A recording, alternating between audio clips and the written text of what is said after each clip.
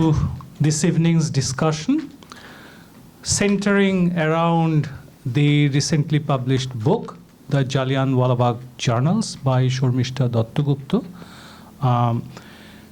And this is a book about remembering Jallianwala Bagh today. And it's a great honor to have the author, and we have these distinguished people like Sri Gurbaksh Singh and Professor Suranjan Das and Professor Himadri Banerjee. So at the very outset, I would request Sri Gurbaksh Singh, Professor Suranjan Das, Professor Himadri Banerjee, and the author, Srimati Shormishta Dattagupta, to please come up on the dais and take their seats on it. We will do a very little felicitation and then we will get the evening underway. As all of you know, this is an evening in which we are discussing this book about the myriad memories of Jallianwala Bagh, the massacre of Jallianwala Bagh of the 13th of April 1919. I don't have to give any background on Jallianwala Bagh. You are all familiar with the dastardly massacre, one of the darkest episodes of imperial violence in the 20th century world. But I wanted to bring in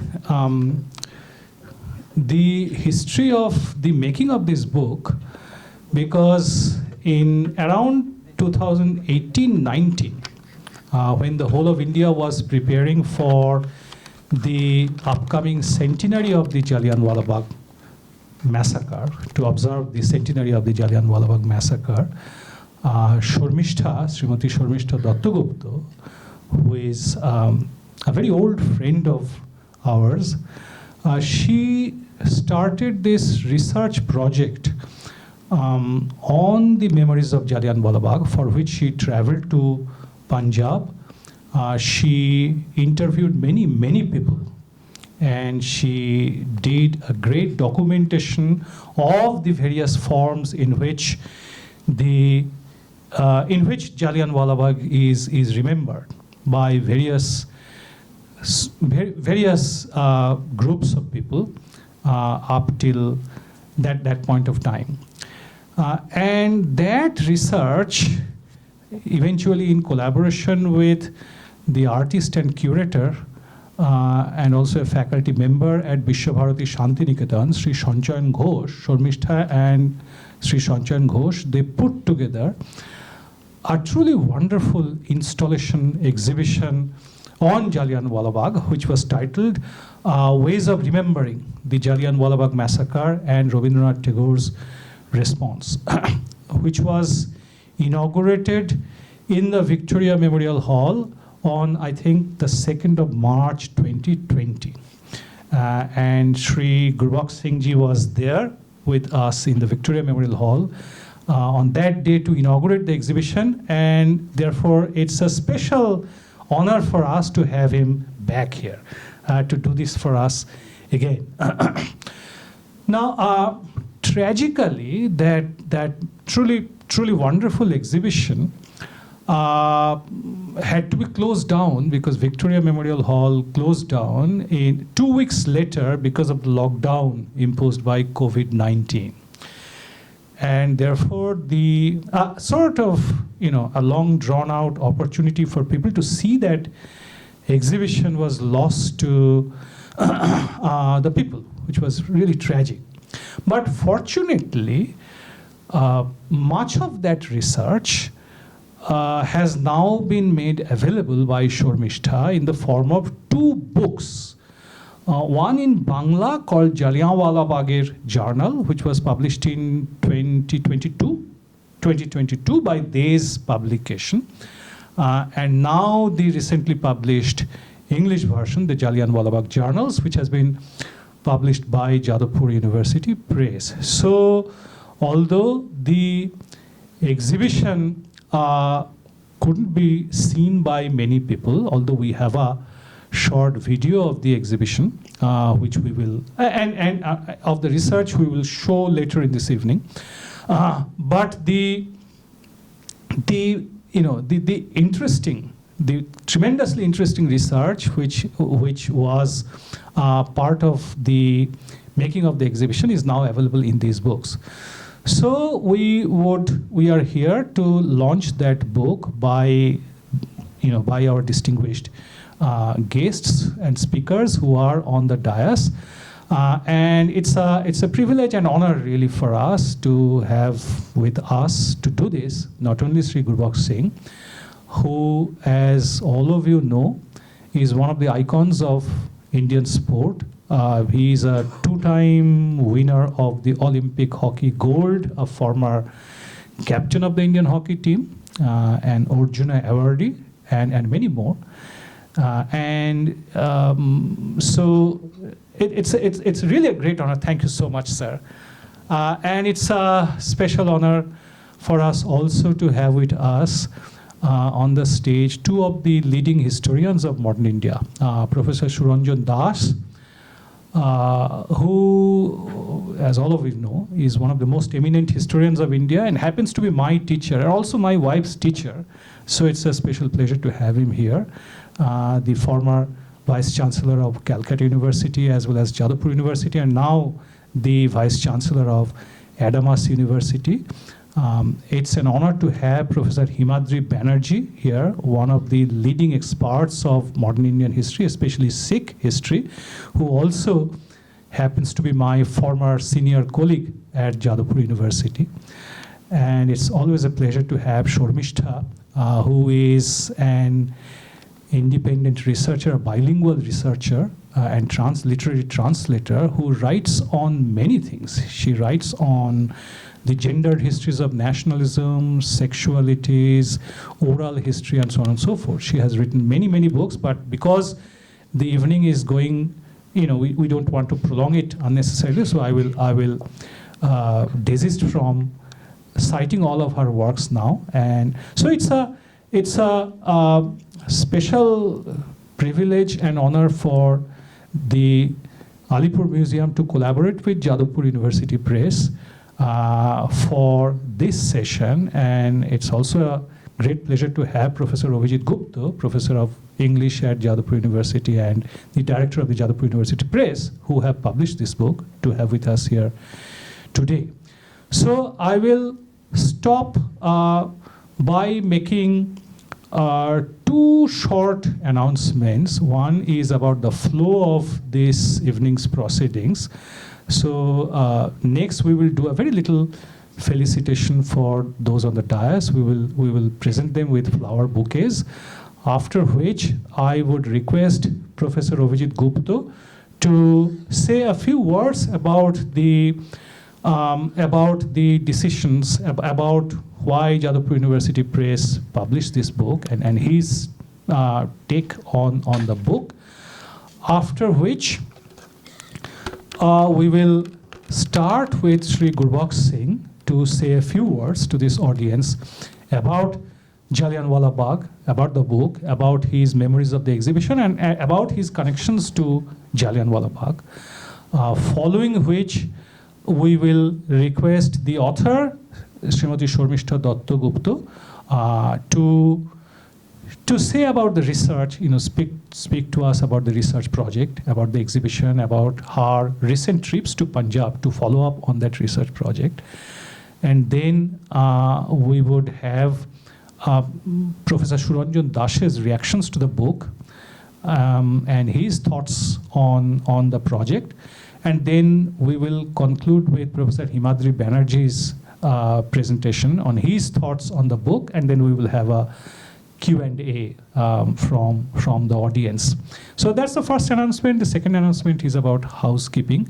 If you haven't done so yet, please take a moment to switch off your mobile devices or put them on the silent mode, because if it rings during the proceedings, it can be very, very distracting. And this is being video recorded by Radio Newtown, and it will be available on the Radio Newtowns and the Alipore Museum's Facebook page later. The toilets are to my right through that door. And that's all I have to say for now. So now we will do a little felicitation for the distinguished panelists here. Please.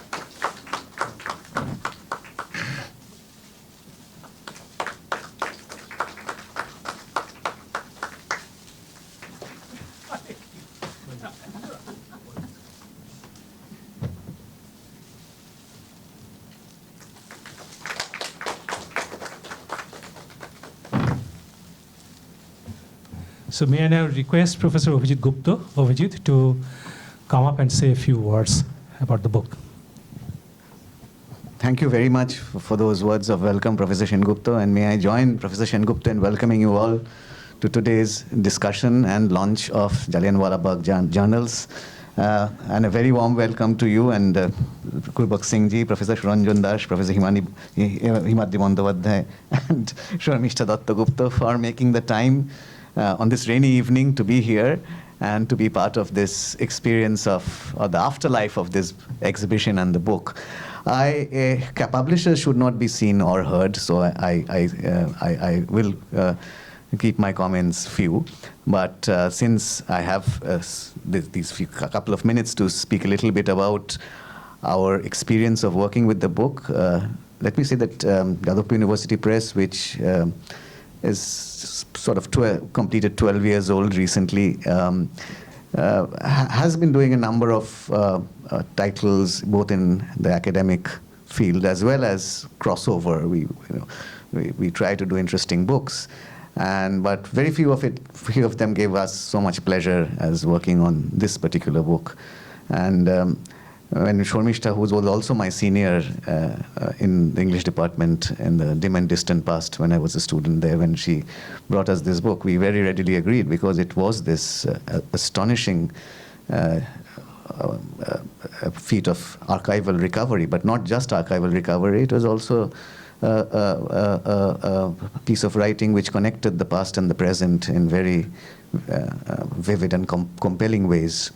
And we also thought that the exhibition, which had to be truncated, deserved an afterlife. And we have tried to do justice to the not just the story of Jallianwala Bagh and its aftermath, but also the exhibition in the photographs, the displays in the exhibition put together by Shormishta, Shanchan Ghosh, and their team. So the book is equally a history of the massacre over a century ago, but also its memory and the way in which we continue to engage with that memory, not in isolation, but in conversation with present state of Indian polity. As I said, publishers should not be seen or heard, but and there's this invisible labor that goes behind it. But since there are one or two people I should mention who have worked very hard on this book, Shukarna Ghosh, who designed the cover, who is not here today, but we have Kaushik Ananda Kirtonia, who designed and laid out the entire book, who is here.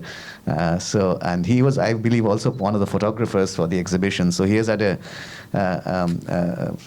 he's had a connection with this book in at least two media. And finally, the printer Ronnie Gupta of Ham Enterprise, who printed this book in a fairly short time. So I thank all of them for their work on the book. I hope you will read it and let us know how you like it. Thank you very much. It's a great honor to have Sri Gurbakh Singh ji back among us for this installment of the Jallianwala Bagh project. So may I now request Sri Gurbakh Singh to please say a few words this evening.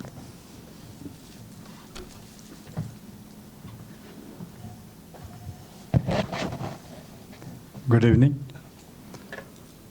First of all, I must confess that I am here more as a sports person rather than a scholar. And I thank gentlemen here and honored guests on the dais, particularly Madam Dattagupta, who has written this book. I was there when this was inaugurated. This exhibition was inaugurated in the Victoria Memorial Hall in 2020. And I feel honored to be called here to speak something about Jallianwala Bagh. You see, Jallianwala Bagh is an event which will never lose the sight of Indian psyche or what happened at that time and why it happened, how it happened. So these are the factors which are very important to know. You see, to suppress, and so another thing very important to know is that where it happened. That day particularly was a Baisakhi day, which is very, very close to the heart of every Punjabi and particularly to the Sikhs. And most of the people who had collected there, I'm not going to the history, I'll just go sideways little, that people who were collected there, who had come there, were innocent people. They had only to celebrate there. They didn't even know, many of them didn't know, the children, the old people, that it was also a protest day. Protest day for what? For independence, for what was happening in India. But particularly that was the Baisakhi day. And how it happened, that to close the doors, all escape routes, one way to go in, and to have the people, the army people, sitting down, kneeling down, and killing those people, and people couldn't get out, and some of them even died in the well. So I went there, so many times I've gone there to Amritsar, and it's so very close to the Gurdwara, to the Golden Temple. And you feel an urge to go and see. Of course, today it's more of an exhibition or more of a people who go there to see what has happened.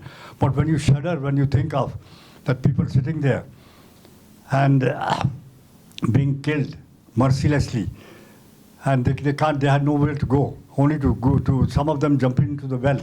I think that was the thing which actually, I personally feel I am born, I'm no more young, I'm 89. I'm born in 1935, but much before that it happened, 1919. And I think that has helped, or even in a way, helped our independence war also, later on also, continuously. And I thank Madam Datta Gupta to write about this and to remind people. And I think it should be reminded every time and again that what has happened, how it happened, and why it happened. Again I go. Of course, there was a small incident later on in 1940. Udham Singh killed the wrong dyer. I think it was the Governor Dyer who was killed by him, mistaking it to be the General Dyer. Both of the name were the same, but they were O'Dyer and Dyer. And I think that is also important to remember that India, even though that Udham Singh at that time was a kid. And he was probably, what I have heard and what I have read, that he was present there. He saw this massacre. And he could not forget it. And after 1940 or 41, he went into England and he killed the person concerned. I think, and this should be reminded to every Indian. And of course, we'll never forget Gurudev, Rabindranath Tagore, refusing the knighthood. I think that is also a very important part. That even at that time, even like people like Rabindranath Tagore, he also, it really shook his conscience also, and the whole country's conscience. And another thing which I remember, that English people were not told about this massacre till December 1919. Can you imagine happening on 13th April? And till December 1919, they were not told about this whole affair. And another thing which was, I think I was not a very good person. I'm not an admirer of Churchill. But if Churchill can say that this was wrong, I think that ends the whole matter. I'm proud to be here. Thank you for calling me here, because I think the more will be said about this whole thing, about this, about the book, as well as about the incident, how it happened. I think it will be more. I'm more interested to listen to the gentlemen who are here, and to take a part in it. Thank you very much for confronting me here. Thank you. I mean, it's now time to launch the book formally. So we have the copies here, and I would request the panelists to please hold up a copy each.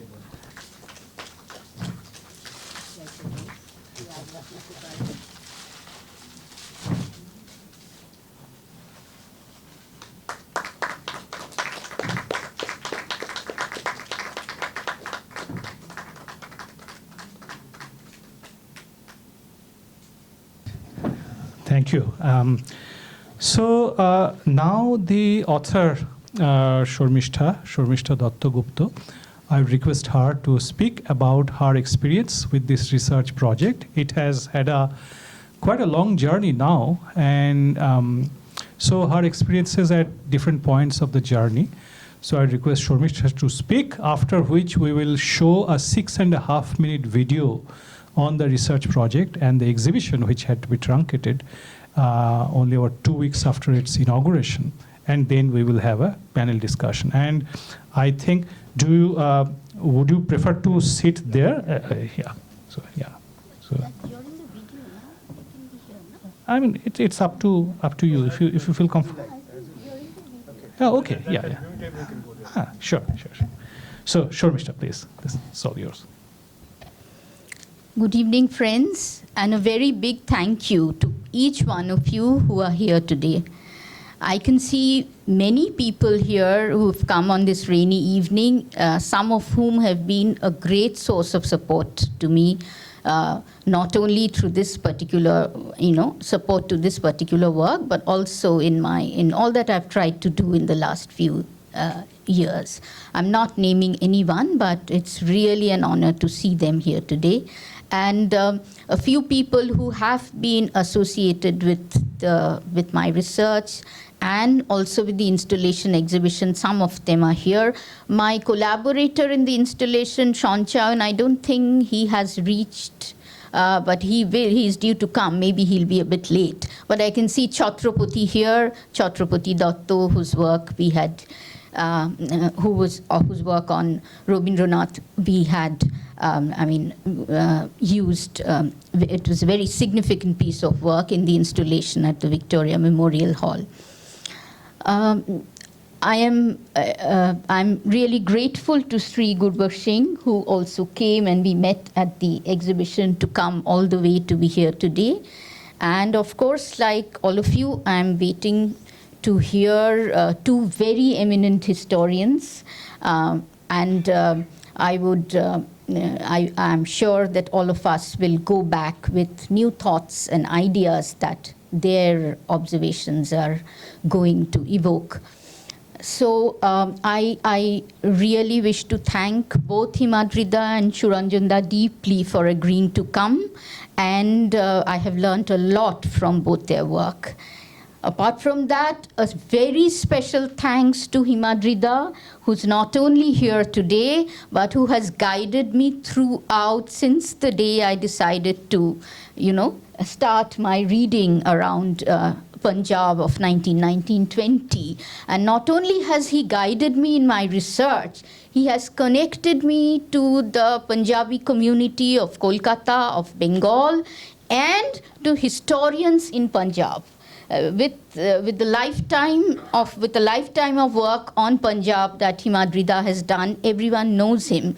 And if in Punjab you go and meet people and tell them you have been referred to by Professor Himadri Bandyopadhyay, you know that immediately half the battle is won. So that's how it's been. So a very, very special thanks.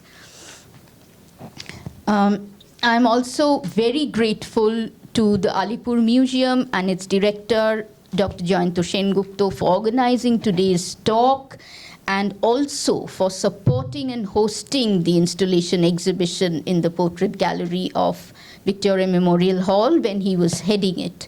A very warm thanks to Jayanto. And, actually for the last 25, 30 years, I have been working primarily as an independent researcher and writer. So At times it's been very daunting and alienating also to keep up this work as an independent researcher and make myself heard.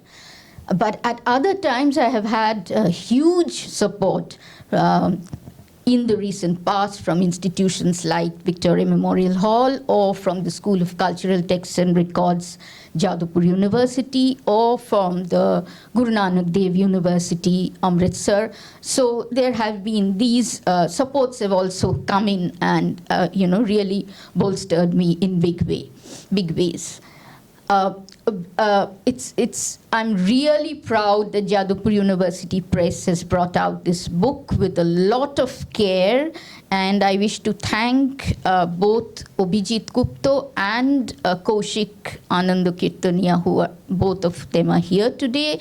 They not only did they put in a lot of work and produce this book wonderfully, they also brought it out very much in time, because I was to go to Amritsar for a seminar last month, middle of April. So they brought it out well before 13th April, which used to be commemorated as Jallianwala Day, at least till the 1960s or early 70s, all across the country. But of course, now it's confined just to Punjab. So,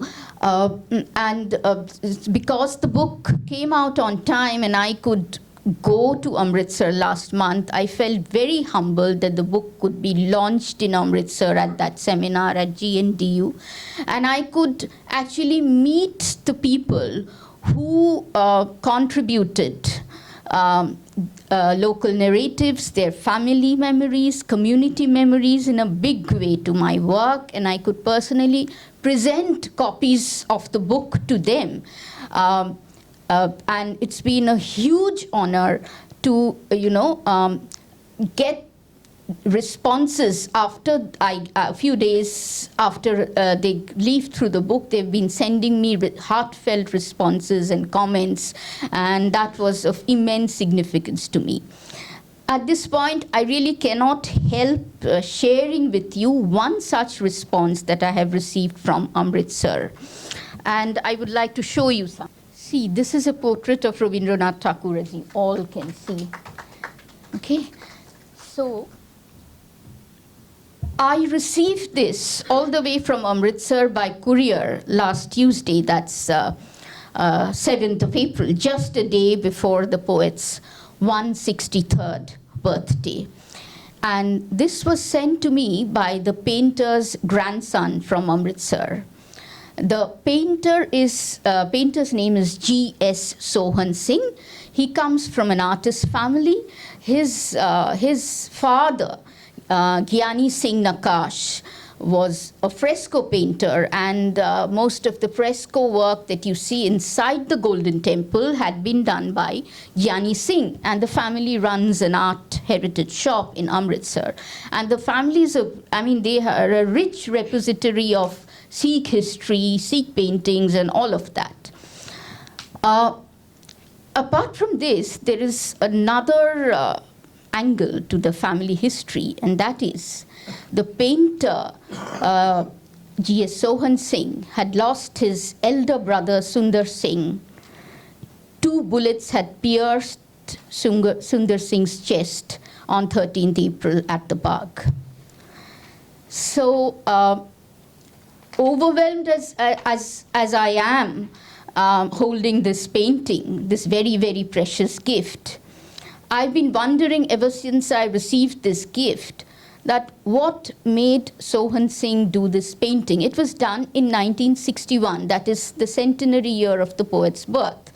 And I'm raising this question because when I was in Amritsar, I have seen many of the portraits, other portraits done by Sohan Singh. And those portraits are mostly of, the 10 Sikh gurus and other Sikh religious leaders. So I am just wondering that what made him do this painting? Was it just another centenary tribute, like people across the country were paying tributes that year to the poet? Or did he particularly have his elder brother in mind, and the massacre, and the poet's letter? renouncing knighthood when he did this portrait in 1961. And I wanted to share with you this anecdote and show you this portrait because I think it vivifies dormant histories and significant afterlives of memories. And that is something I have also tried to grapple with in my work. So I really thought I must bring and show you this. Now, I don't want to go into very many details about the book or the entire the process of research and installation and all of that. I have written about it, my many journeys. But what I do wish to say is that it was very important for me this time also to go back to Punjab and connect back with the people who actually made it possible for me to try and attempt a depersonalization of memories, as opposed to depersonalization of memories that has happened, resist this depersonalization that has happened through status narratives, be it in the form of written texts or building of monuments and memorials. So it's their stories, their memories, which is, made it possible for me to set up a counter narrative. And I have been grappling with this question of sharing of memories vis-a-vis erecting of memorials. And I have tried to trace people's, right now, what prompted this whole work is when I visited the Bagh in 2016 for the second or third time, and I realized that it's just a brick and mortar monument representing the state. It's completely divested of memories, of any connections with, community or individual family histories. So that is what I have tried to resist and trace people's emotional connections and memories with the Punjab of 1919 and also with the site of the massacre. And in this, I must tell you that I have been profoundly influenced by Rabindranath Tagore's reservation about raising a memorial at the Bagh, not only at the Bagh, in general, his reservations about creating memorials at sites of bloodbath in imitation of colonial rulers. And he said so in writing in a message to the Congress when it was first mooted in 1920. He had sent a message saying so. But as it so happens that we have completely overlooked this part of Rabindranath's response to the massacre in our history, and in the last 50, 60 years, this has been almost wiped out. Very few, even I've spoken to Tagore scholars of today who are not aware that this is what Rabindranath thought. And I have tried to, not only this aspect, there was another aspect of Tagore's engagement, which didn't stop with just sending off the protest letter to the Viceroy.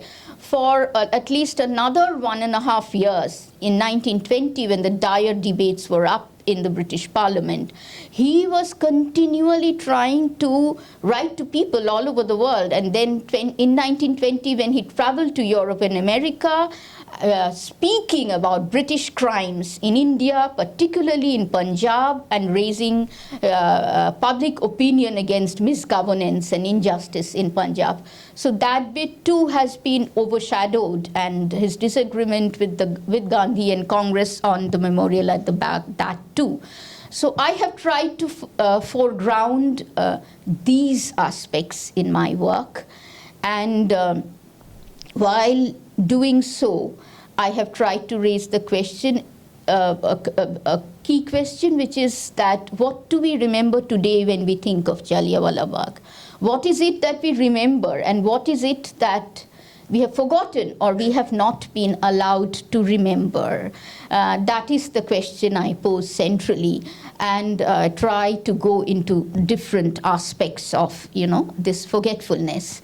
So I don't want to dwell upon the other aspect, but just to briefly mention one such aspect has been the invisibility of women on any discourse around Jallianwala Bagh even today.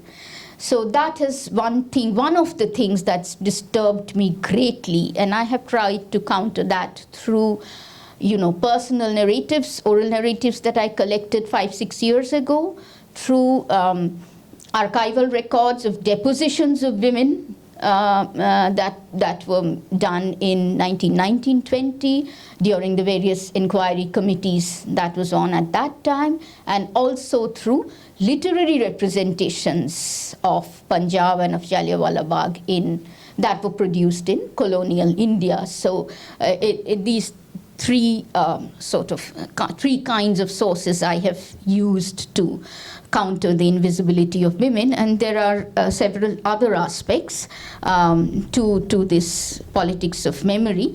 But I would want to stop here and just with one more thing, that is this book. In this book, I have experimented with a form of writing. It is not written like an academic treatise. It's written in the form of journal entries. And the reason for doing so is twofold. One is that I wanted it to be accessible to interested readers who may not be part of the academic world and may not be used to, reading academic treatises.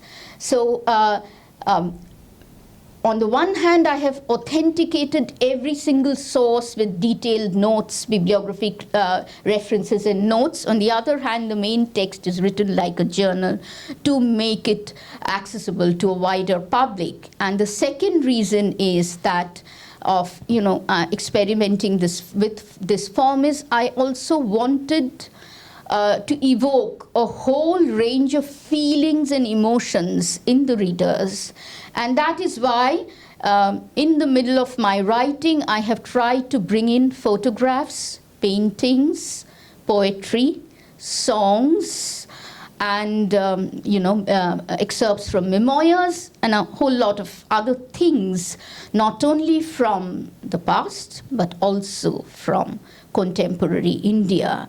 And to sort of, to question the many Jallianwala Baghs of today and connect it to colonial and state oppression in colonial times.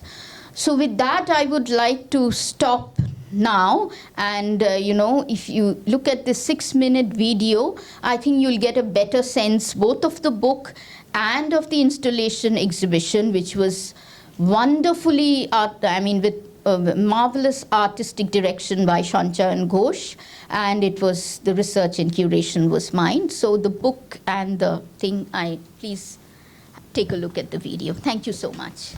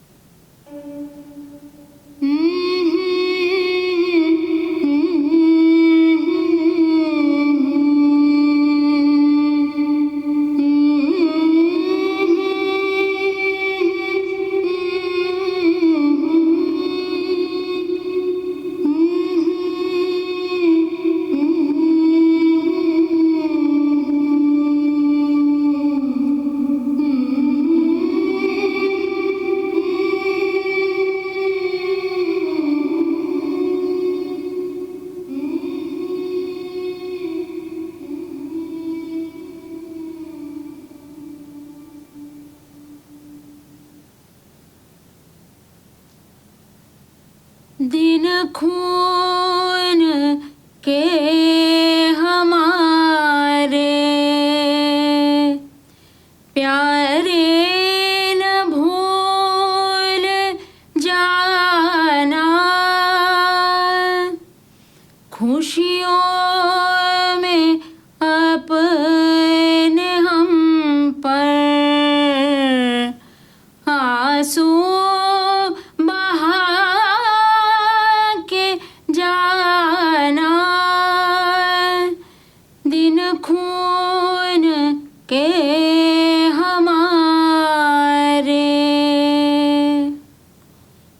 सैयाद ने हमारे चुन चुन के फूल तोड़े, वीरान इस चमन में अब गुल खिला के जाना, दिन खून के हमारे गोली खा के सोए जलियान बाग में हम, सूनी पड़ी कब्र पर दिया जला के जाना, दिन खून के हमारे कुछ जेल में पड़े हैं, कुछ कब्र में गड़े हैं, दो बूंद आंसू उन पर प्यारे बहा के जाना, दिन खून के हमारे हिंदू और मुस्लिमों की होती है आज होली, बहते हैं एक रंग में दामन भिगो के जाना, दिन खून के हमारे प्यारे न भूल जाना, खुशियों में अपने हम पर आंसू बहा के जाना, दिन खून के हमारे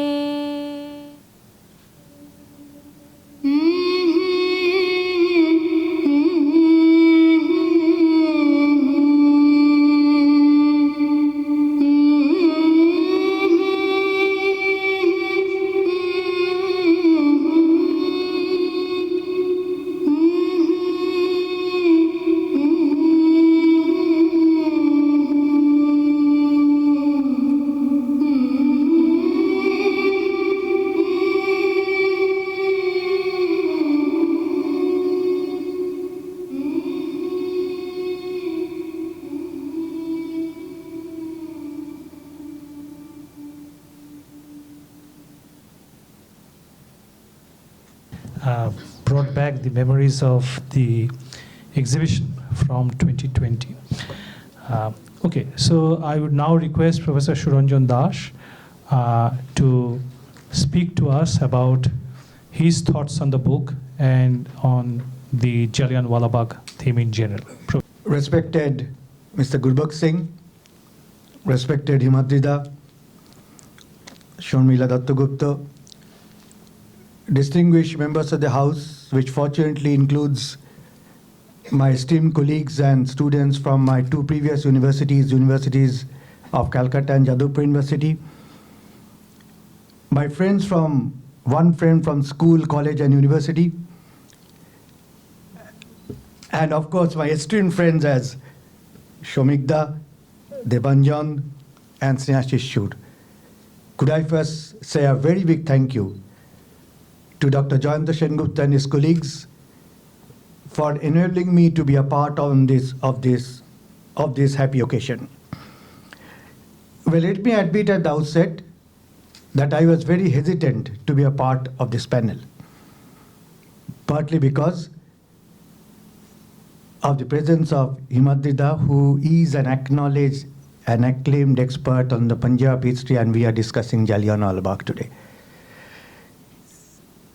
But the persistent efforts of Jayanta, who had been a very favorite and, what I would say, persistent student of mine, and the number of emails that we exchanged when I was abroad, ultimately led me to succumb and accept this invitation.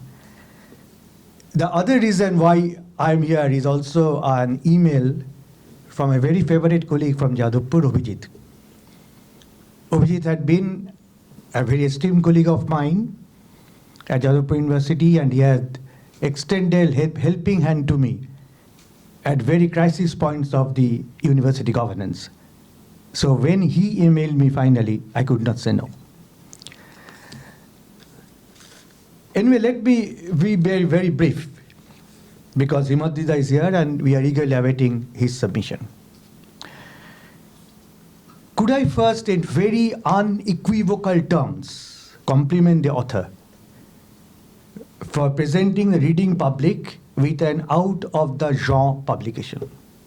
And I emphasize this. I am reminded here of a quote about what a good book is. And the quote runs as follows, I quote, "A good book is one that connects with its reader and takes the reader on a compelling journey," unquote. And this book, madam, eminently fulfills this criterion. Congratulations. At the same time, let me also congratulate Jadavpur University Press and its director, Professor Abhijit Gupta, for the excellent publication, for the excellent production of the book. Congratulations, Abhijit, for sustaining the very high standards of Jadavpur Press, and I wish it all the success in future. As I said, in the presence of Himadrida, I here shan't take much of your time, since we all look forward to his submission. Let me first make some observations about the book itself, and then highlight some points about the Jallianwala Satyagraha, which is not usually unfolded in the received wisdom. The Jallianwala Satyagraha, on the one hand, transformed Mahatma Gandhi from a local leader, which he had become to the Champaran, Khera and Ahmedabad Satyagrahas of 1917, to a national leader. And on the other hand, it anticipated much of the traits of the mainstream Gandhian nationalism. So it not only transformed Gandhi, but it also anticipated much of the characteristic features of the future course of the Gandhian nationalist movement. Gandhi, who had supported the British war efforts during the First World War, was visibly shocked by the Rowlatt Act. And he wrote to his friend, Srinivasa Sastry, and I quote, "The bills are the aggravated symptoms of the deep-seated disease. They are a striking demonstration of the determination of the civil service to retain its grip on our necks," unquote. And he asserted, I quote, "Civil disobedience seems to be a duty imposed upon every lover of personal and public liberty," unquote. So far as the present volume is concerned, I view it in the context of recent exercises on how lessons of history can be disseminated, or how history can be taught beyond the textbooks and classrooms. In fact, in the West, outside the classroom initiatives are redefining history education, and I view the importance of the present volume in this perspective. Let me explicate this point further. Commentators have argued that generally, nowadays, people avoid engaging with history because the narratives in conventional textbooks appear distant and not relevant to their lives. In our college days, Shubhra will bear us out, we read Tudor history, Stuart history, nothing relevant to us. We read Victorian England, nothing relevant to us. But when those Tudor and Stuart history or Victorian England could be related to events happening outside England, they become relevant. We were taught revenue history, Rayatwari, etc., Malwari, etc., etc. I found it boring. But later on, when those revenue experiments came to be related by many historians about the evolution of the revenue system, even in post-independent India, they became relevant. Constitutional Acts, 1909, 1919, 1935, they were not relevant as we read parts of the Constitutional Acts. But when we read them in the context of the present Indian constitutions, the amendments that are being made in the constitution, they become relevant. But the process of outside classroom initiatives, as it is called in Britain now, recaptures a historical event in storytelling mode to relate a political or historical event to contemporary political landscape. And if this is done, it automatically raises popular curiosity, popular concerns, and important, relevant contemporary questions. Shormishra Dattagupta's work exactly does this, in my understanding. In a storytelling mode, she not only uncovers the facets of the Jallianwala Bagh tragedy through oral testimonies, but also relates some of such facets to contemporary happenings on what she calls, I quote, dehumanization of the people in our times, unquote. Such efforts may at some places appear contentious, but worthwhile history writing is all about making arguments, and often provocative arguments, and this is welcome. After all, as a Danish philosopher, Søren Kierkegaard once prompted us, I quote, though life must be lived forwards, it can only be understood backwards, unquote.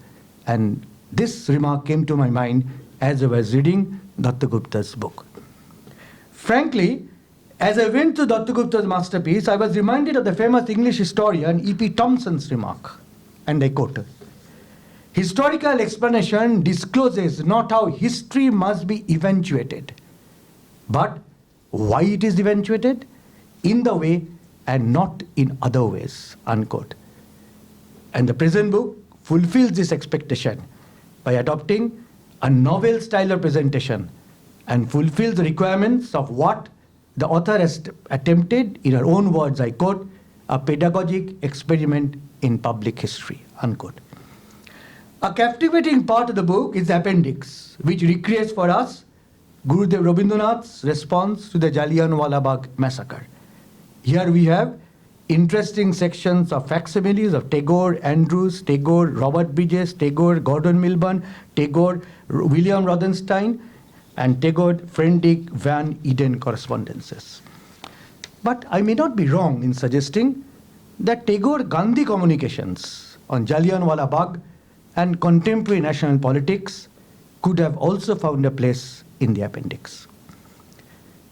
Dattagupta refers to Tagore's reservations on having a memorial for the Jallianwala Bagh massacre, since, as Gurudev aptly noted, I quote, the quote that she has already cited in her presentation, let us bequeath to the generations to come only those memorials which we can revere, unquote. And as we know, it was because of Tagore's interventions and Jawaharlal and Gandhiji's proddings that Indian National Congress, shortly after the massacre, ultimately did not go in for the memorial.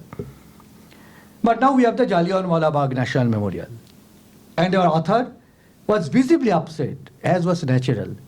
By the way, the crowd visiting the memorial was in a festive mood.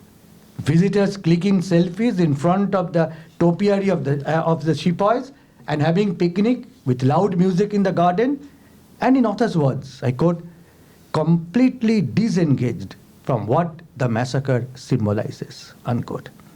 And we learn from Dr. Gupta's conversation with the historian late Professor V.N. Datta, with whom I also had a very fond acquaintance, how that site was completely different from the time when it was not a park, when people would go in a somber mood to pay respects to the martyrs who had fought the British bullets.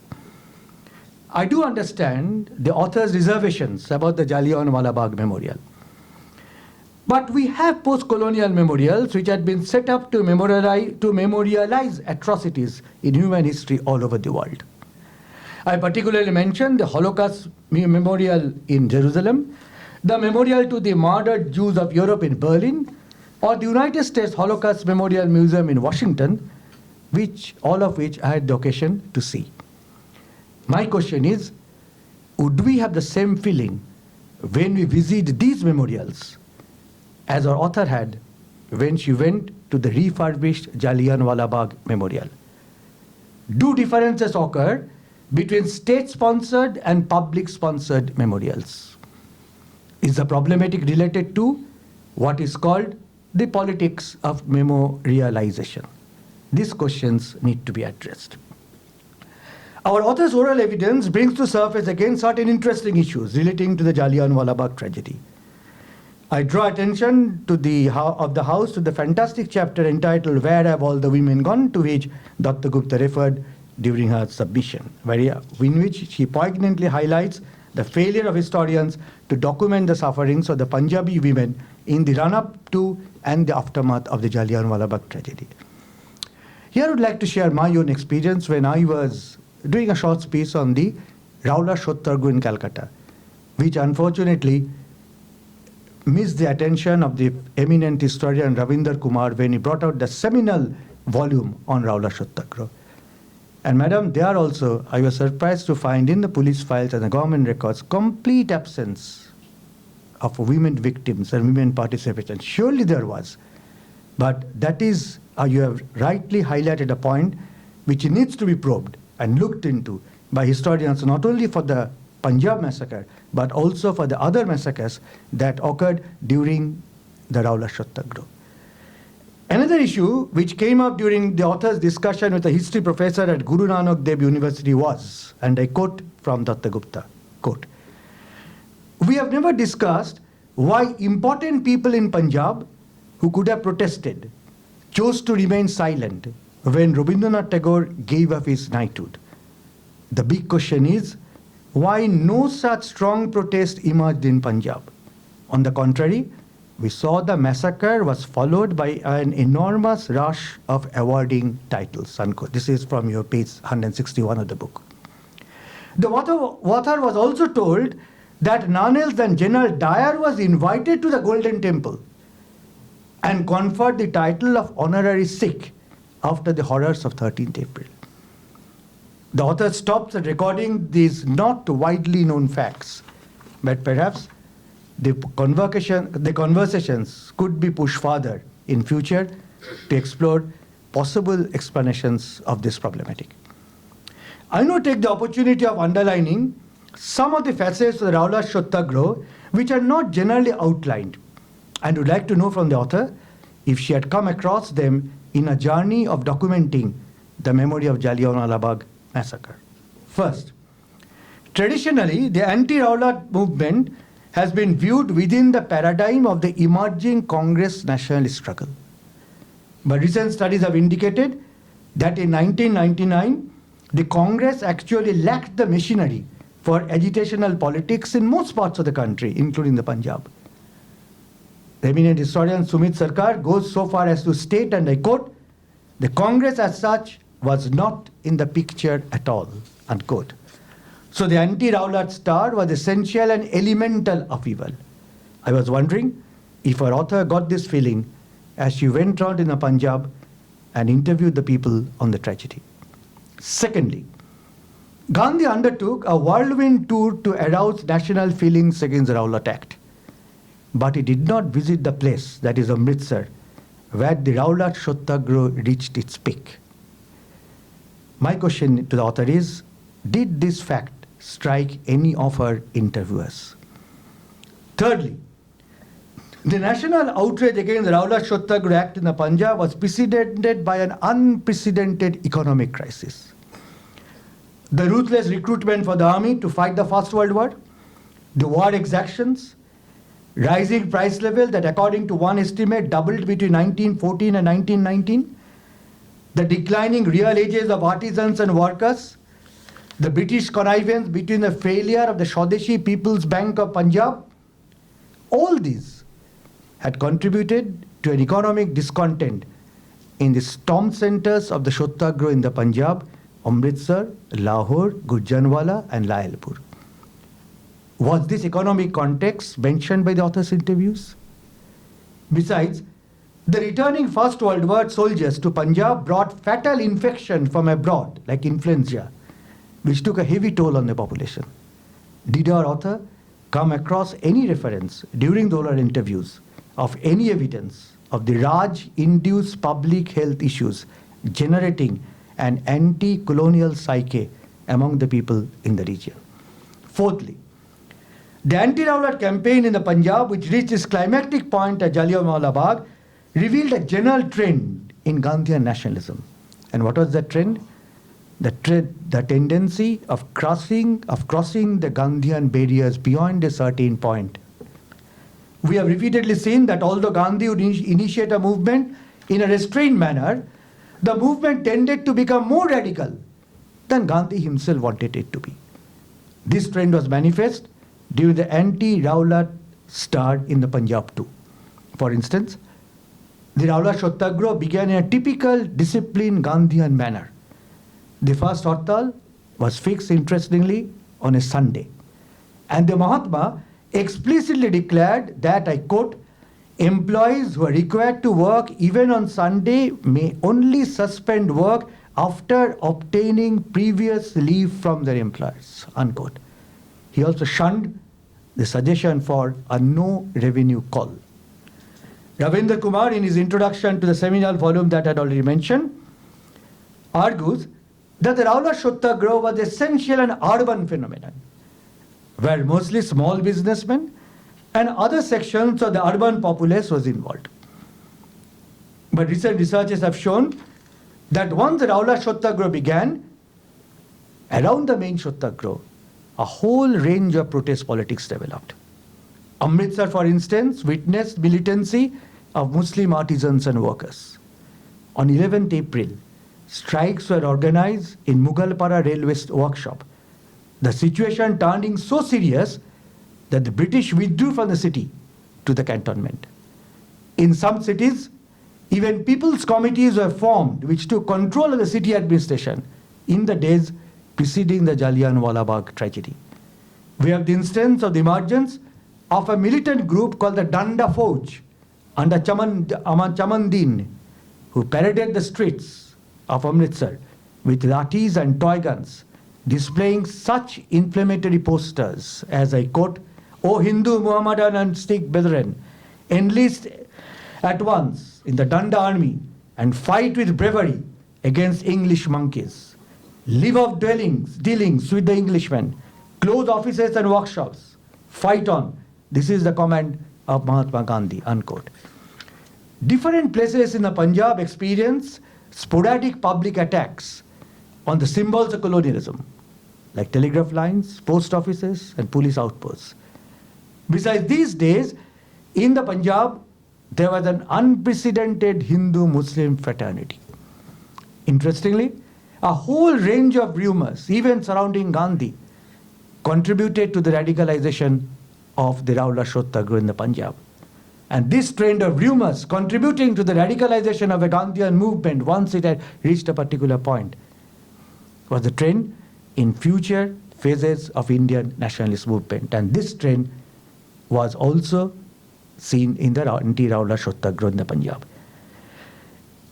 As in the case of the radicalization of the Gandhian movement during the later phases of the Indian freedom struggle, in 1919 Punjab too, The established leaders were apprehensive of the implications of the radicalization of any Gandhian movement and sought to impose brakes from the top.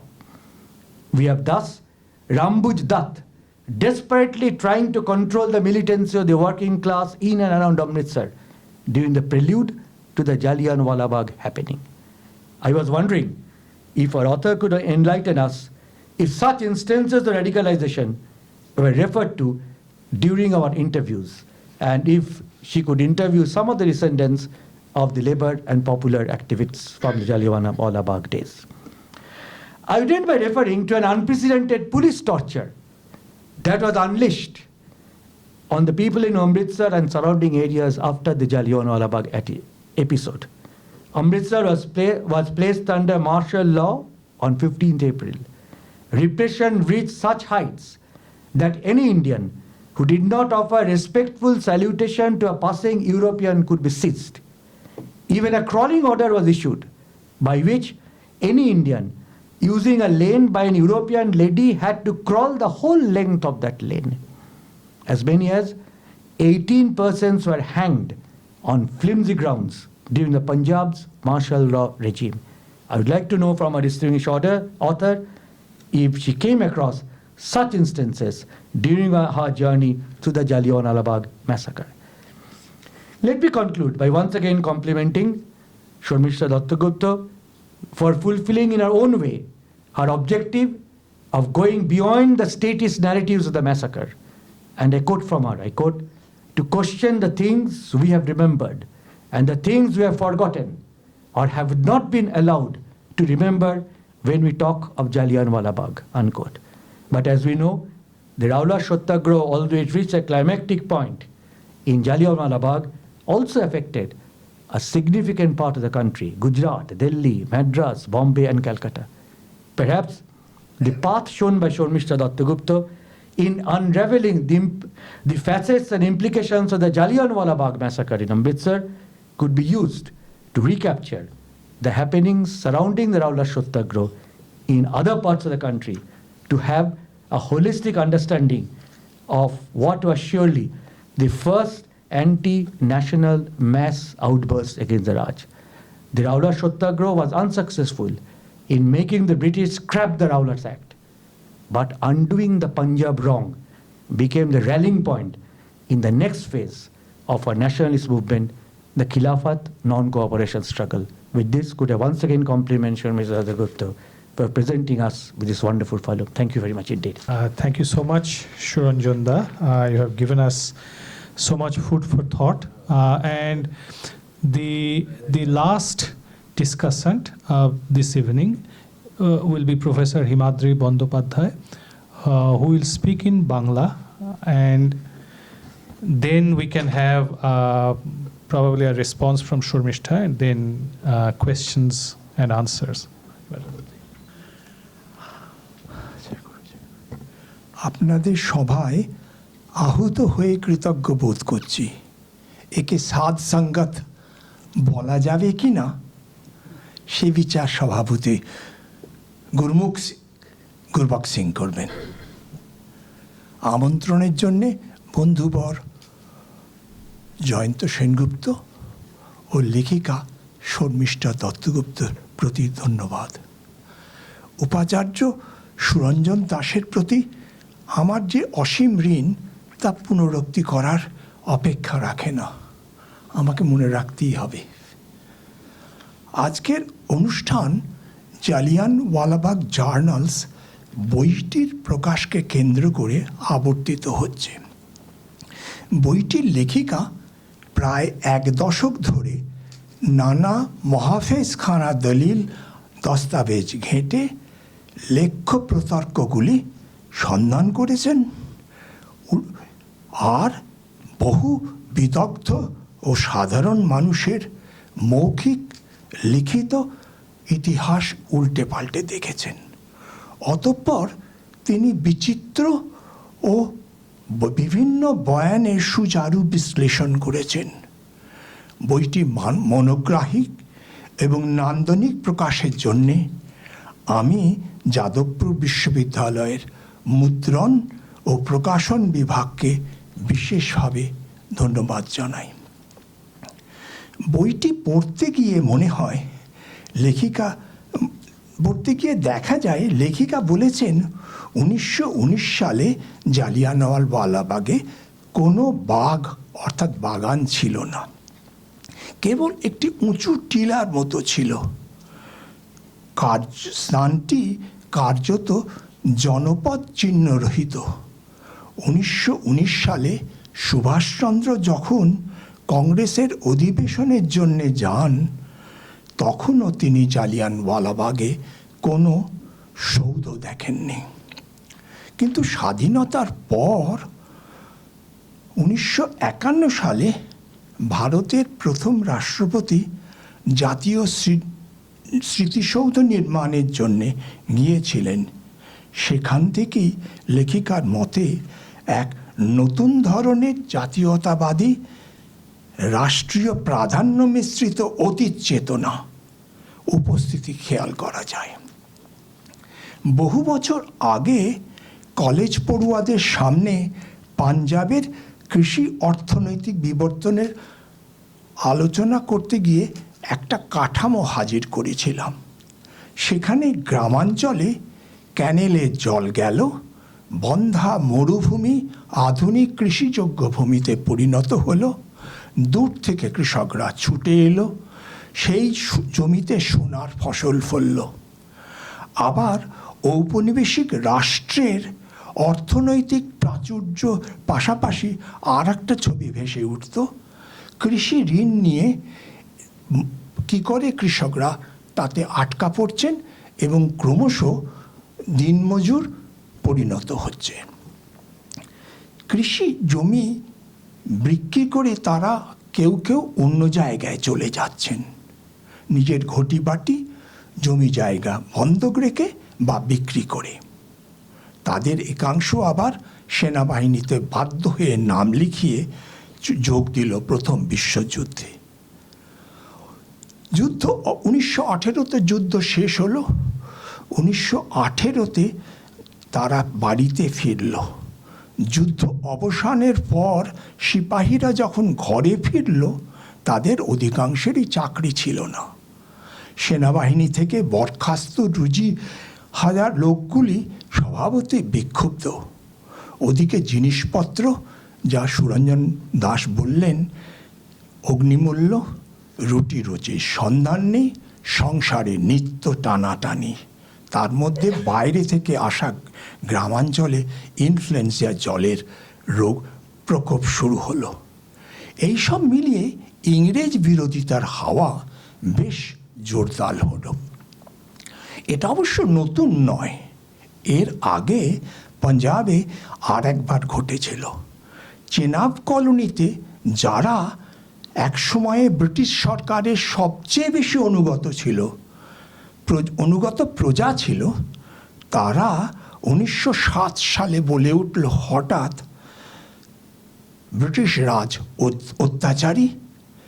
তখন ভগৎ সিংয়ের কাকা অজিত সিং নেতৃত্বে মানুষেরা জোট বাঁধল এবং তাদের সঙ্গে যুক্ত হলেন লালা লাজপত রায়।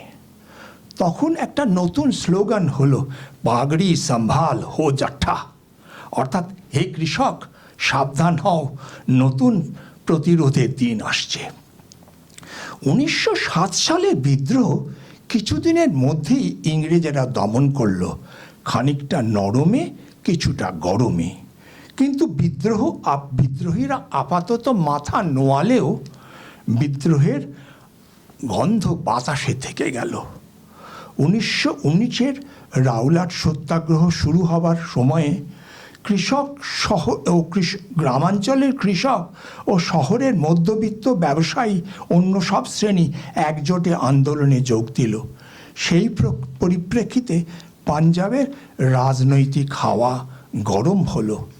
তখন এপ্রিল মাস, খেয়াল রাখবেন, শুধু রাজনৈতিক নয়, প্রাকৃতিকভাবে পাঞ্জাব অত্যন্ত উত্তপ্ত বৈশাখী বাতাস হু হু করে বইছে।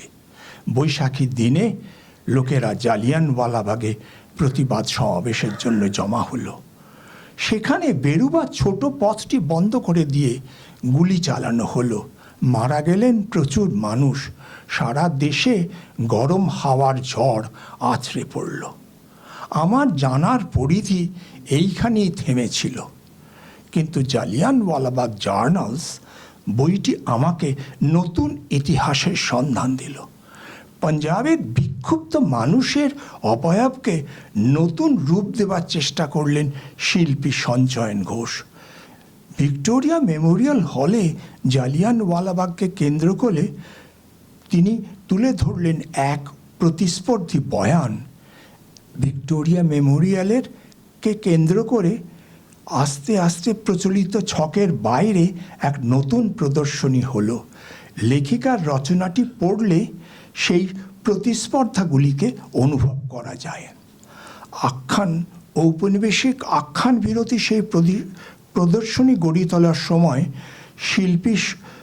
শিল্পী সঞ্জয়ন ঘোষের সঙ্গী ছিলেন তিনি। লেখিকা শুনতে পেলেন নতুন পথ চলার গল্প। অনেক ছবির মধ্যে দিয়ে বহু কিছু অব্যক্ত বেদনা বাংময় হয়ে উঠেছে। লেখিকা এমন কিছু বিস্ময়কর তথ্য উল্লেখ করেছেন যেগুলো জালিয়ানওয়ালাবাগের আখ্যানে ব্রাত্য ছিল। যেমন অমৃতসর মানুষের ব্যক্তিগত ও গোষ্ঠীগত স্মৃতিকথন। শুধু 100 বছর ইতিহাসের বয়ান নয়, এই বইয়ের ইতিহাসে এমন একটি ফল্গু গতি আছে, সেখানে লেখিকা বারবার একালের রাজনৈতিক পরিবেশ ও রাষ্ট্রিক চেহারার সঙ্গে সেকালের রাজনৈতিক ও রাষ্ট্রিক রূপের সাদৃশ্যের কথা ইঙ্গিত করেছেন। লেখিকা তার বিশ্লেষণে পুরুষকেন্দ্রিক ইতিহাসের প্রতি কটাক্ষ করেছেন।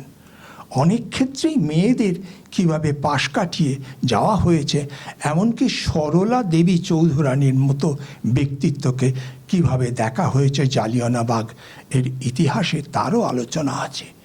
ইতিহাসে উপেক্ষিত অবশ্য কয়েকজন মহিলাদের কথা উনি তুলে ধরেছেন। আমরা সাধারণ বাঙালিরা জানি জালিয়ানওয়ালাবাগের অভিঘাতে ক্রুদ্ধ রবীন্দ্রনাথ তার অননুকরণীয় ভঙ্গিতে ঔপনিবেশিক রাষ্ট্রিক প্রদত্ত নাইট উপাধি পরিত্যাগ করেন।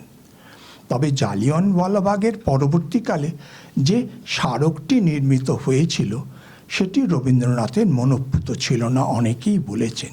তিনি চাননি এই রকম বর্বর একটি রাষ্ট্রিক অত্যাচারের প্রতিবাদে ঠিক ইউরোপীয় ঢঙে স্মারকসৌধ গড়ে উঠুক, এবং রবীন্দ্রচিন্তার এই দিকটি নিয়ে বিশেষ আলোচনা করছেন। বইটি পড়তে পড়তে একটা কথা বারবার মনে হয়েছে, এই জার্নাল যেন কোনো দূরগত বিষয় নয়। ইতিহাস এখানে অতীত এবং বর্তমান দুই কালের সমন্বয়ে প্রায় সহোদরের মতন বেড়ে উঠেছে। এক্ষেত্রে লেখিকা নতুন পথ দেখিয়েছেন, ইতিহাস কী করে লিখতে হয় এবং সেই আখ্যান নির্ভর অতীত দৃষ্টি দেশের মানুষের কাছে কিভাবে পৌঁছে দেওয়া যায় তা নিয়ত উদ্বুদ্ধ করে আমাদের। ধন্যবাদ। অনেক ধন্যবাদ হিমাদ্রিদা। আজকে before opening this up for questions from the audience, maybe Shormishta could respond quickly to what has been said by Professor Suranjan Das and Professor Himadri Banerjee about the book. Shormishta, please. অনেক ধন্যবাদ আবারও হিমাদ্রিদা এবং সুরঞ্জন দাকে। সুরঞ্জন দা যে খুব জরুরি কয়েকটা প্রশ্ন রেখেছেন। আমার প্রথমে উনি যেটা বলছিলেন যে রবীন্দ্রনাথের সঙ্গে এই বিভিন্ন ইউরোপ এবং ইংল্যান্ডের মনীষীদের যে কথোপকথন রেখেছি আমি চিঠিপত্র, তার সঙ্গে গান্ধী রবীন্দ্রনাথ অবশ্যই খুবই গুরুত্বপূর্ণ। আমি মূলত রাখিনি সুরঞ্জনদা এই কারণে যে গান্ধী রবীন্দ্রনাথ পত্র বিনিময় নিয়ে আমাদের আলাদা করে বই আছে, বিশেষ করে সব্যসাচী ভট্টাচার্যের বই গান্ধী অ্যান্ড দ্য মহাত্মা এবং অন্যান্য বই, উমা দাশগুপ্তর বই, এগুলোতে আমরা ডিটেল চিঠিপত্র একেবারে অনেক পাই এবং খুব সুন্দরভাবে গুরুত্বপূর্ণ অ্যানোটেশন সহ। এই যেগুলো আমি অপেক্ষাকৃত স্বল্প আলোচিত মানুষের কাছে পৌঁছয়নি, সেই কারণে আমি ওই অংশটা বাদ রেখেছি। আরেকটা আপনি প্রশ্ন করছিলেন যে স্মারকটা নিয়ে, মেমোরিয়াল, যে মেমোরিয়াল ওই সময় হয়নি, মেমোরিয়াল তো হলো 1961-তে, 1961 স্মারক উদ্বোধিত হলো। তো এইবার ওইটা খুব মানে এই প্রশ্নটা সত্যি আমাদের ভেবে দেখার মতো। আমিও কিছুটা ভাবার চেষ্টা করেছি এই বইতে, যে রাষ্ট্র দ্বারা নির্মিত যে মেমোরিয়াল বা মিউজিয়াম, সেটা আর কমিউনিটি, কারণ হলোকস্ট মিউজিয়ামগুলো তো অরিজিনালি সবই কমিউনিটি ইনিশিয়েটিভে তৈরি হয়েছে।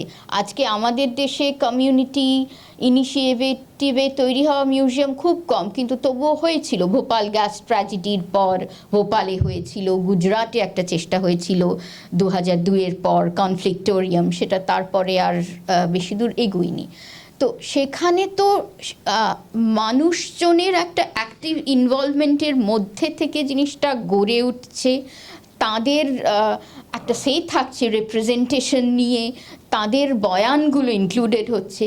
কিন্তু আমাদের 61 সালে যখন 51 সালে Jallianwala Bagh national memorial act হলো এবং তারপর 61-তে স্মারকটা তৈরি হলো, তখন তো যখন 1920-তে গান্ধী একটা কল দিলেন, তখন কত মানুষ স্বতঃস্ফূর্তভাবে কন্ট্রিবিউট করেছিল ওই ফান্ডে, এমনকি মানে সমস্ত দেশের মানুষ। কারণ তখন তাদের মনে যে একটা সাংঘাতিক ব্যথা, বেদনা, ক্ষোভ, তারা চেয়েছিলেন কোনো না কোনোভাবে এই ফান্ডের ভেতর থেকে যদি সেই পরিবারগুলোর পাশে দাঁড়ানো হয় যারা নিকটজন, এই যদি জমিটা কিনে নেওয়া হয়, যাতে ব্রিটিশ কোনোভাবে এই নিশ্চিহ্ন না করে দিতে পারে জায়গাটা, এই সমস্ত।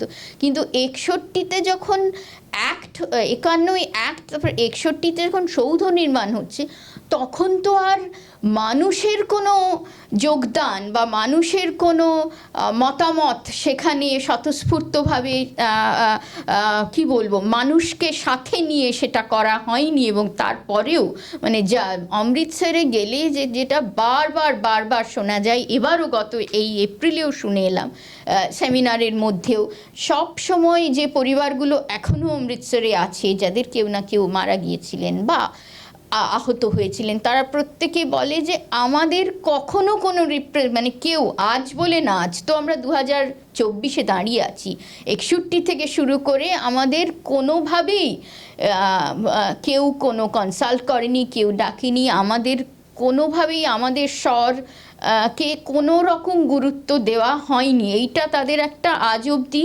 ভীষণ বড় ক্ষোভের জায়গা। এবং আমি দেখেছি যে সাধারণ মানুষ, মানে ওই অঞ্চলটাই তো খুব চেঞ্জ হয়ে গেছে অপারেশন ব্লু স্টারের পর, ওই জায়গার ডেমোগ্রাফিটাই বদলে গেছে। পুরনো মানুষজন তাদের বাড়িঘর বিক্রি করে চলে গেছে, চারিদিকে হোটেল, রেস্টুরেন্ট ইত্যাদি। এবং সাধারণ মানুষ যারা ওই রক্ষণাবেক্ষণের দায়িত্বে আছেন বা আশেপাশে আছেন, তারা খুব বিরক্ত। তারা বলছেন যে আমাদের সুবিধা, কারণ চারিদিকে তো বাড়ি, পেছন দিয়ে পুরোটা জুড়ে বাড়ি, সামনের দিকটা হোটেল, রেস্টুরেন্ট, দোকান বাজার হয়ে গেছে। কোনো রকমভাবেই মাথায় রেখে যা কিছু করা হয়েছে, আবার ওদিকে মনুমেন্টের রক্ষাকর্তা যারা, মেমোরিয়াল ট্রাস্টের সম্পাদক, তাদের বক্তব্য হচ্ছে আমাদের এখানকার লোকাল মানুষ বোঝেই না এই মেমোরিয়ালের গুরুত্ব কী, ইটস আ ন্যাশনাল মনুমেন্ট, এটার গুরুত্ব বোঝারই তাদের নেই। So there is a complete disconnect সাধারণ মানুষ এবং এই রক্ষক, এই স্টেটের হয়ে, সেই ডিসকানেক্টটা ভীষণই রয়েছে। এবং এইটা বোধহয় থেকেই যাবে যদি না, কেন এখন তো পুরনো এই যে ভিডিওটাতে দেখানো হলো, তখনও তো এই মেমোরিয়াল এখন তো তার এন্ট্রি এক্সিট গেট হয়ে গেছে, সম্পূর্ণ অন্যরকম ডিফেস হয়ে গেছে। এটা তো তবু 6 বছর আগের, যখনও ওই নানকশাহী ইটের ওইগুলো দেখা যেত এবং এক্সিট ছিল না, ওই এন্ট্রেন্সটা দিয়ে বেরোতে হতো ইত্যাদি কিছু কুয়োটা ছিল। যাই হোক, তো এটা খুব ভাবার মতো কথা। এবং যার জন্য আমি বইয়ের মধ্যে বাংলাদেশের মুক্তিযুদ্ধের প্রসঙ্গটা এনেছি, কারণ বাংলাদেশের মুক্তিযুদ্ধ জাদুঘর আমি প্রথম দেখেছিলাম ঢাকায় বোধহয় বছর 15-16 আগে। তো এখন মুক্তিযুদ্ধ জাদুঘর বেশ একটা বড় জায়গায়, একটা বড় বাড়িতে, মানে কিছু ফান্ডিং টান্ডিং পেয়েছে, সুন্দরভাবে ওরা অনেক কিছু করছে সেখানে। কিন্তু আমি যখন দেখেছি তখন কিন্তু মুক্তিযোদ্ধা এবং তাদের পরিবাররা মিলে সেগুনবাগিচার একটা পুরনো দোতলা বাড়ি নিয়ে সম্পূর্ণ নিজস্ব ইনিশিয়েটিভে মুক্তিযুদ্ধ জাদুঘর গড়ে তোলেন এবং অন্তত বছর 20-25 সেখানেই থাকে সেটা। এবং আমার কাছে এবার গেলাম আর আগের বার গেলাম, আমার কিন্তু ওই যেখানে আগে দেখেছিলাম তার ইম্প্যাক্টটা অনেক বেশি, অভিঘাতটা অনেক বেশি, যদিও এখানে অনেক আধুনিকভাবে সব কিছু কি বলবো ডিসপ্লে এবং রক্ষণাবেক্ষণ, এইগুলো খুব একটা ভাবার মতন বিষয়।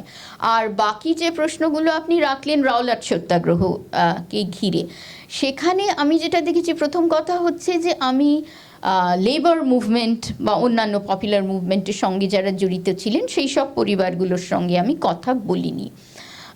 দ্বিতীয়ত একটা বিষয়, যে বিষয়টা আজকে আমি বলার মধ্যে মানে সংক্ষেপ করার জন্য আনতে পারিনি, সেটা হচ্ছে আমরা যখন জালিয়ানওয়ালা বাগের কথা ভাবি, আমরা এখন খালি অমৃতসরের কথা ভাবি, কিন্তু আপনি বললেন এবং আমরা জানি যে সব থেকে বেশি রিপ্রেসড মার্শাল র যেগুলো লালপুর, কাসুর, গুজরাওয়ালা ইত্যাদি, লাহোর, সবই কিন্তু এখন অন্য দেশের অংশ। তো পার্টিশনটা কতটা বড় একটা মানে কনসিডারেশন জালিয়ানওয়ালা বাগ নিয়ে আমরা যখন ভাবি, আলোচনা করি, আমরা কতটা মানে আমি তো অমৃতসরের বাইরে বা অমৃতসরের আশেপাশে তৎসংলগ্ন অঞ্চল, আমি তো আমাদের বাংলাদেশ হলে যেমন আমি চলে গিয়ে কাজটা করতে পারি, এখানে তো আমার অ্যাক্রস দ্য বর্ডার গিয়ে বা ওখান থেকে মানুষ এসে কোনো রকম নথি দেখা বা মানুষের সঙ্গে কথা বলার কোনো সুযোগ নেই। সুতরাং লালপুর, কাসুর, গুজরাওয়ালা, লাহোর ইত্যাদি ইত্যাদি জায়গায় যেখানে এত রিপ্রেশন সব থেকে সাংঘাতিক হয়েছে মার্শাল ল রেজিমে, সেই বয়ানগুলোই আমরা পাচ্ছি না। মানে সেটা একটা কতটা বড় লস এবং পার্টিশনটা যে কতটা মধ্যিখানে দাঁড়িয়ে আছে আমাদের জালিয়ানওয়ালা কে পুনরুদ্ধার করা বা নতুন নতুন বয়ানের তৈরি করার ক্ষেত্রে, সেইটা আমি বলতে চাইছিলাম। আর তৃতীয়ত হচ্ছে যে আপনি যেটা বললেন যে এই যে গান্ধীর কথা খালি শহরের মানুষই জানতো, শহরের উকিল, অমৃতসর বা লাহোরের উকিল বা সরকারি কর্মী যারা বিভিন্ন বা অন্যান্য শিক্ষিত মানুষ, বিশেষ করে ইংরেজি শিক্ষিত মানুষ, তারাই জানতেন। এবং রাওলাট সত্যাগ্রহ, রাওলাট অ্যাক্টটা কি, এই কালা কানুনটা কি, আমাকে ওখানকার রিসার্চাররা জিএনডিইউতে বা অন্যান্য সাধারণ মানুষ যারা শুনেছি তাদের পরিবারের মধ্যে যে নলেজ ট্রান্সমিটেড হয়েছে তার মধ্যে দিয়ে, যে এটা সম্পূর্ণ গ্রামাঞ্চলও তো একেবারে ফেটে পড়েছিল, কিন্তু সেই ফেটে পড়ার কারণগুলো সম্পূর্ণ অন্য, যেগুলো আপনি বললেন, যুদ্ধ ফেরত পরিবারগুলো, মানে যুদ্ধের একটা সাংঘাতিক বড় অভিঘাত, মানুষ ফুঁসছে, তাদের বাড়ির ছেলেরা ফিরে আসছে হাত পা খুইয়ে, যা তাদের প্রমিস করা হয়েছিল সেগুলো কিছুই পেল না চাকরি বাকরির ক্ষেত্রে, এবং মুদ্রাস্ফীতি এবং ইনফ্লুয়েঞ্জা, এই কারণগুলো অনেক বেশি অমৃতসর লাহোরের বাইরে বাকি পাঞ্জাব যে রাওলাট সত্যাগ্রহে যে এত বড় অংশগ্রহণ করেছিল, সেটা কিন্তু মূলত রাওলাট আইনের প্রতিবাদে নয়, সেটা সম্পূর্ণ অন্যান্য কারণে। এইটুকু খুব স্পষ্টভাবে বেরিয়ে এসেছে।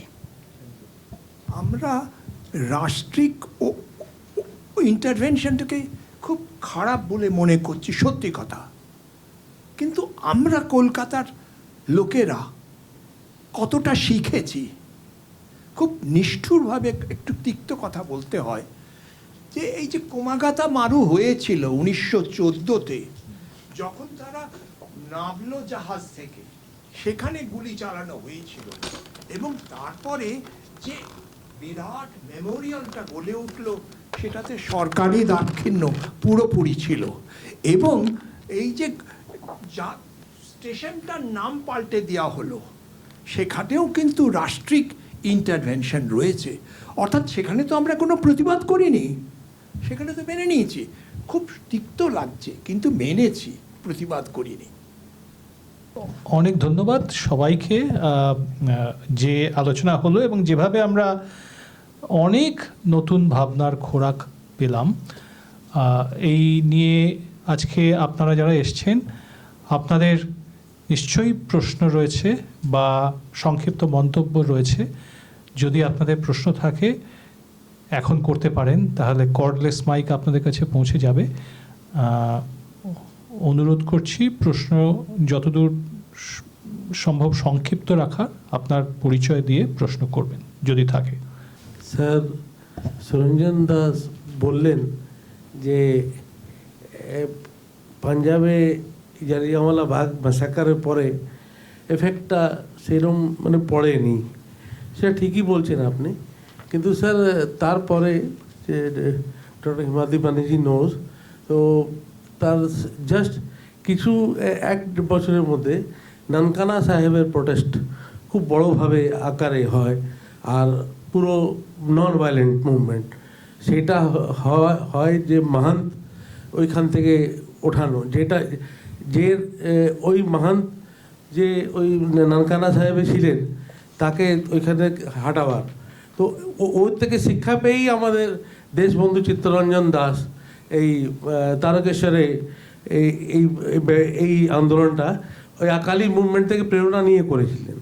তার সঙ্গে গুরু কা বাগ মোর্চা ওর টোটাল নন ভায়োলেন্ট ছিল, আর সমস্ত ভারতের যারা কেন্দ্রীয় নেতা, মহাত্মা গান্ধী হোক, মদন মোহন মালবিয়া হোক, সবাই ওখানে গিয়ে ওরা দেখেছে কীভাবে ওরা অত্যাচার করেছে, ব্রিটিশরা অ্যাট্রোসিটিস করেছে, কিন্তু মানে পুরো অহিংসক আন্দোলন হয়েছে। আর তার সঙ্গেই লাস্ট যে ফেজটা বলতে চাইছি, জয়তো মুভমেন্ট, জয়তো মোর্চা, যেটা আপনার 1923 সাল আর 24 সালে হয়েছে। এইখানে নেহরু, গেডওয়ানি আর বিভিন্ন মালবিয়া, বিভিন্ন ন্যাশনাল লিডার্স পার্টিসিপেট করেছে। ওটা এইসব যে প্রতিবাদে যে ব্যাপারটা, এটা কোনো না কোনো জায়গায় জালিয়ানওয়ালা বাগের যে মানে এফেক্টটা লোকের মানে মানে ওই সময় হয়তো ঠিক রিয়াকশনটা হয়নি, কিন্তু পরে এই 4-5 বছর লাগাতার এই যে জালিয়ানওয়ালা বাগে এফেক্টই বোঝা যায়। Thank you. ধন্যবাদ। আমিও তো ঠিকমতো বোঝাতে পারিনি। আমি কখনো বলিনি যে জালিয়ানওয়ালা বাগের ইম্প্যাক্ট সাধারণ পাঞ্জাবের মানুষের মধ্যে হয়নি, সেটা কখনো বলিনি। কিন্তু যেটা শর্মিষ্ঠা ওখানে তুলেছে যে একদিকে যখন এই জালিয়ানওয়ালা বাগে ম্যাসাকার হলো, ঠিক তারপরেই যেখানে রবীন্দ্রনাথ ঠাকুর তার নাইটুর বর্জন করলেন, পাঞ্জাবে কিন্তু অনেকে তাদের টাইটেল ছিল বর্জন করেননি। এটা উনার ইন্টারভিউ থেকে বেরিয়েছে। এমনকি গোল্ডেন টেম্পলে ডায়ারকেও নিয়ে যাওয়া হলো। এই যে কন্ট্রাডিকশন ওনার লেখার মধ্যে বেরিয়ে আসছেন, দ্যাট ওয়াজ স্ট্রাইকিং। আর আমি যেটা বারে বারে বলার চেষ্টা করেছি, গান্ধীবাদী রাজনীতির মধ্যে সবসময় একটা ডাইকটমি ছিল between crowd and the leadership. সেটা কিন্তু জালিয়ানওয়ালা বাগেও দেখা গেছে। তার আগে আপনার চম্পারণ বলুন, খেরা বলুন, আমেদাবাদ, সব কিছুই দেখা গেছে। এখানেও দেখা গেছে, যেটা নাকি উনি পরে বললেন আমার উত্তরে, যে অন্যান্য জায়গায় অমৃতসরেও বা অমৃতসরের বাইরেও যে গণ অভ্যুত্থানটা হয়েছিল, সেটা অনেক সময় কিন্তু রাওলাট অ্যাক্টকে মানব না বলে হয়নি, কিন্তু রাওলাট অ্যাক্টের বিরুদ্ধে যে আন্দোলনটা হয়েছিল সেটাকে কেন্দ্র করে একটা বিভিন্ন ধরনের প্রতিবাদী আন্দোলন গড়ে উঠেছিল। সেইটা আমি বলার চেষ্টা করেছিলাম। এবং এটা কিন্তু এই ট্রেন্ডটা কিন্তু পরবর্তীকালে সিভিল ডিসওবিডিয়েন্স বলুন, সাইমন কমিশন বলুন, কুইট ইন্ডিয়া মুভমেন্ট বলুন, সবসময় দেখা গেছে। এবং Rowlatt satyagraha to a large extent anticipated this, এইটাই বলতে চেয়েছিলাম। আর কারোর কোনো প্রশ্ন আছে? প্রশ্ন যদি কারোর না থাকে, তাহলে আমরা আজকের আলোচনা এখানেই শেষ করব। আজকে আমরা অসম্ভব যেভাবে ইতিহাসের ধারণা আমাদের মধ্যে পাল্টে যাচ্ছে, যেরকম দেশভাগের ইতিহাস একসময় আমরা পড়তাম, দেশভাগের জন্য কার দায়িত্ব, কংগ্রেস না মুসলিম লীগ, নেহরু না জিন্না না গান্ধী, এই ধরনের বিতর্কের থেকে যেরকম দেশভাগের ইতিহাসটা সম্পূর্ণ তার অভিমুখ ঘুরে গেছে। এখন দেশভাগের অভিজ্ঞতা, তার স্মৃতি, এইসব নিয়েই প্রধানত গবেষণা হয়। তেমনি জালিয়ানওয়ালা বাগ এই যে ঘটনা, আমরা রাষ্ট্রিক ভাষ্য এবং নানা ধরনের সাধারণ মানুষের তখনকার এবং এখনকার আমরা পর্যালোচনা করলাম। তখনকার সময়ে কি প্রতিক্রিয়া ছিল, পরের কি স্মৃতিকে যাদের সঙ্গে কোনো প্রত্যক্ষ যোগ নেই, যাদের প্রত্যক্ষ অভিজ্ঞতা নেই, তারাও কিভাবে স্মৃতিকে পুনর্নির্মাণ করে চলেন, তার মধ্যে নানা ধরনের কল্পনা মিশে যায়। এই যে একটা অদ্ভুত ইন্টারেস্টিং কিন্তু ভীষণ চলিষ্ণু ভাইব্র্যান্ট টানাপোড়েন, সেই ব্যাপারটা শর্মিষ্ঠার বইতে উঠে এসছে এবং তাই নিয়েই আজকের যে আলোচনা হলো, সবাই যেটা বললেন। কাজে আপনারা অনেকেই হয়তো বইটা এখনো পড়েননি, অন্তত এই ইংরেজি বইটা এখনো পড়েননি, ওর বাংলা বইটা তো 2 বছর আগেই বেরিয়েছে। কিন্তু বইটার সামগ্রিক স্কোপ সেটা কি বলছে, আরও কি তার থেকে একটা ভবিষ্যতের পথনির্দেশ, শুধু জালিয়ানওয়ালাবাগ নিয়েই নয়, এই ধরনের নানা ধরনের ইতিহাসের বিভিন্ন ঘটনার সম্পর্কে কিভাবে নতুন পথনির্দেশ কিভাবে করা যায়, কিভাবে নতুন গবেষণার চিন্তা করা যায়, তাই নিয়ে আমরা একটা দিক নির্দেশ আজকে পেলাম। সেটার জন্য যারা আজকে উপস্থিত ছিলেন, শ্রী গুরবক্স সিং, প্রফেসর সুরঞ্জন দাস, প্রফেসর হিমাদ্রি বন্দ্যোপাধ্যায় এবং অবশ্যই শর্মিষ্ঠা নিজে, তাদেরকে অসংখ্য ধন্যবাদ জানাই। আমি আলিপুর মিউজিয়ামের সবার পক্ষ থেকে তো আপনাদের অকুণ্ঠ ধন্যবাদ জানাই।